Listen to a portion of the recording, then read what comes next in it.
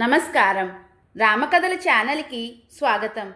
ఈరోజు మనం భరతుడు అయోధ్యకు బయలుదేరుట అనే విషయం గురించి తెలుసుకుందాం. అయోధ్య నుండి వచ్చిన దూతలను కైకేయి మహారాజు ఆయన కుమారుడు యుధాజిత్తు గౌరవించిరి.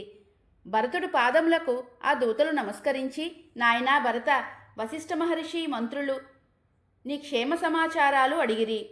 అయోధ్యలో మీరు అత్యవసరంగా చేయవలసిన కార్యం ఉంది, వెంటనే మిమ్మల్ని అయోధ్యకు బయలుదేరమని చెప్పినారు అని విన్నవించి వారు తెచ్చిన బహుమతులను రాజుకు సమర్పించెను.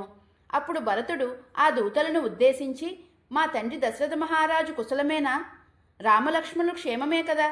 మా ముగ్గురు తల్లులు కుశలమే కదా అని అడగగా, దూతలు, ఓ నరోత్తమ, అందరూ క్షేమమే, మీరు అయోధ్యకు శీఘ్రంగా బయలుదేరండి అని తొందర పెట్టగా, భరతుడు తన తాతగారితో, నేను మా తండ్రిగారి ఆదేశం పాటించి అయోధ్యకు బయలుదేరుతున్నాను అని చెప్పగా, కైకేయి మహారాజు, నాయనా భరత, నువ్వు సంతోషంగా వెళ్ళిరమ్ము అని చెప్పి బహుమతులు ఇచ్చి పంపించెను.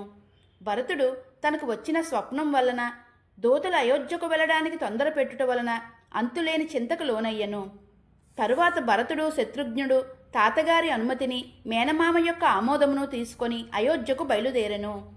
భరతుడు జనసంచారం లేని అరణ్యంలో రథంపై వేగంగా ప్రయాణం చేసి అయోధ్యానగరంనకు చేరెను. అయోధ్యానగరంలో పరిస్థితులు చూసిన భరతుడు బాధతో, ఓ సారథి, సుందరమైన అయోధ్యానగరము కళతప్పినది ఏమిటి? పూర్వం అయోధ్యానగరమునందు స్త్రీ పురుషుల కదలికతో పెద్దగా సవ్వడులు వినిపించేవి. నేడు ఆ ధ్వనులు వినపడుటలేదు. రాజమార్గాలలో ఏనుగులు, అశ్వములు, వాహనాల రాకపోకలు సాగుచున్నట్లు లేవు. అయోధ్య అరణ్యం వలె నిర్జీవమై కనిపిస్తున్నది. సంగీతములు, లయతో కూడిన మధురనాదములు నిరంతరము వినిపించటలేదేమిటి? రాజ్యంలో కనిపిస్తున్న అపశకునముల వల్ల నా మనస్సు కలత చెందుతుంది. ఓ సారథి, నా ఆత్మీయులకు కీడు సంభవించింది అని నాకు అనిపిస్తున్నది. కారణం తెలియదు గాని నా మనస్సు కీడు శంకిస్తుంది. ఎప్పుడూ అధైర్యం మెరుగని నా స్వభావము ధైర్యం కోల్పోతున్నది.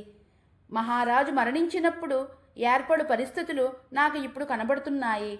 రాజ్యంలో ప్రజలు భోజనములు మాని కృషించినట్లు ఉన్నారు. ప్రజలందరూ విలువైన వస్తువులను కోల్పోయినట్లు దిగులుతో ఉన్నారు. దేవాలయాలు ఎచ్చట అలంకరించి లేవు. వర్తకులు పూర్వం వలె ఉత్సాహంతో లేరు అని బాధపడుతూ భరతుడు రాజభవనమునకు చేరెను. ఈ విధంగా కళాకాంతులు లేని అయోధ్యను చూసి భరతుడు దుఃఖమున మునిగెను. దీన మనస్సుకుడై తల వంచుకొని తండ్రిగారి మందిరమున ప్రవేశించెను. ఇది ఈరోజు కథ. తదుపరి భాగంలో మరో అందమైన సంఘటనను తెలుసుకుందాం. ధన్యవాదములు. జై శ్రీరామ్.